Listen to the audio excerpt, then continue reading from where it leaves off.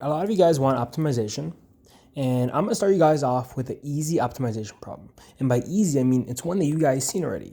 We've done it in class. A square sheet of cardboard is cut in 18 inches, or a square sheet of cardboard is 18 inches on one side. The corners will be cut into squares in order to have an open box. What should the dimensions of the box be to maximize volume? Okay, so with word problems, as with related rates problems, I highly encourage you guys just kind of draw the picture. Well, they tell us it's a square sheet, so go ahead and make your square sheet. Now, you don't have to be a perfect artist. I mean, I'm not. Look at that. What the hell is that, Milos? But still, try your best. Pictures really do mean a lot, as cheesy as that sounds. So it says the corners will be cut into squares. So that corner is going to be cut. That corner is going to be cut. That corner is going to be cut, and that corner is going to be cut. To make an open box, what should the dimensions of the box be to maximize volume? Okay, so if you guys haven't seen my related rates problem, I highly encourage it. There's some good pretext before I start the problem. I'm going to touch upon it here, but for more of that, go into the related rates. It does a very nice job at showing you how to set up a picture. Okay, so here it tells us that the cardboard is 18 inches and it's a square. So let's say that's 18 inches. And let's say that's the length. Cool? Okay, I could have said X, I could have said Y. It's really up to my discretion. And now it's saying the corners will be cut into squares. Well, we know these guys are all the same side, so let's pick a letter. Let's go with H. Why did I pick H? Well, it's really because I can. So what we need to find here is, since we know that's H, or let's make it simple. We know that's H. We know that's H. Well then, we have one side almost completely defined. And we're going to come back to that in a minute. So here, it says, what should the dimensions of the box be in order to maximize volume? Whenever you're starting with the optimization problem, and for those who aren't aware yet, optimization is just a very fancy word for find the max or min. That's why they say maximize volume, minimize surface area, whatever it can be. It's going to be maximize or minimize something. And in calculus, whenever we maximize or minimize, we need a function. So the best place to start off with an optimization problem is reading the problem, drawing your picture, obviously. But once you get to the part of the problem where it says, in this case, maximize volume, you start with that.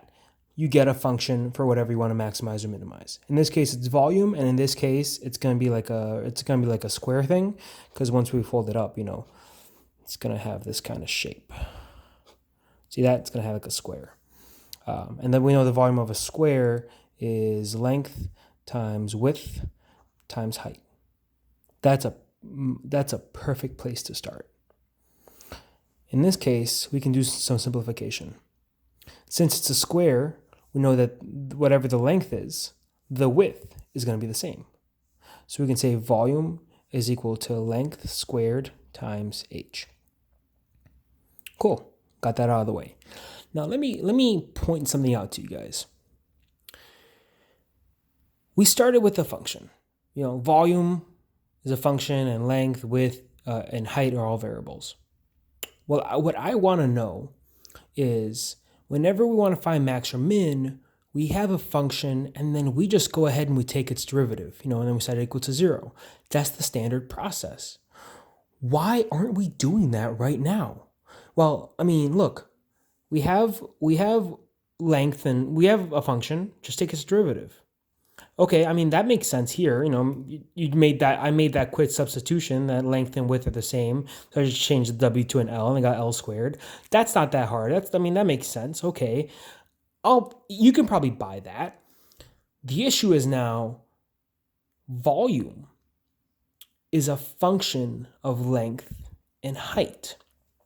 Essentially what's going on now is we don't have f of x, or if you guys prefer, we don't have volume as a function of L. No. We have volume, sorry, let me cross that out. No. We have volume as a function of length and height. This, if any of you are moving on to Calc 3, is what you will be dealing with.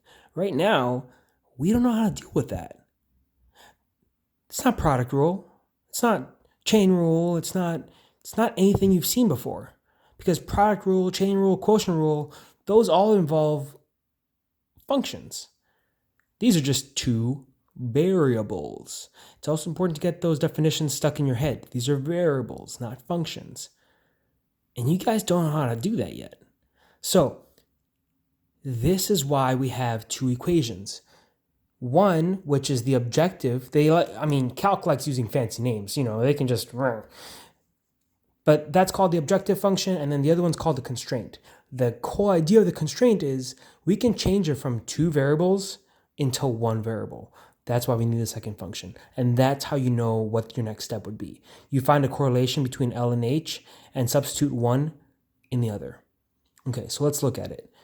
So we need to relate L and H. Well, the way you do that is you're going to use that number they give you. With optimization, they're always going to give you some number. That number is involved in your constraint. So 18 is equal to something. Great start. That's perfect. In this case, 18 is the total length of that. Well, we know part of that length is 2h, because it's h plus h. Well, what's that length right there? That's a little weird, isn't it? Not really. That's just, that right there is just plus 18 minus L. Because if this total length is 18, then h plus 18 minus h is equal to, I guess that should be L, shouldn't it? There we go. See, I started off wrong, but I'm fixing myself as I go. We know the total length is 18, or is h plus 18 minus L, is that right? Plus h.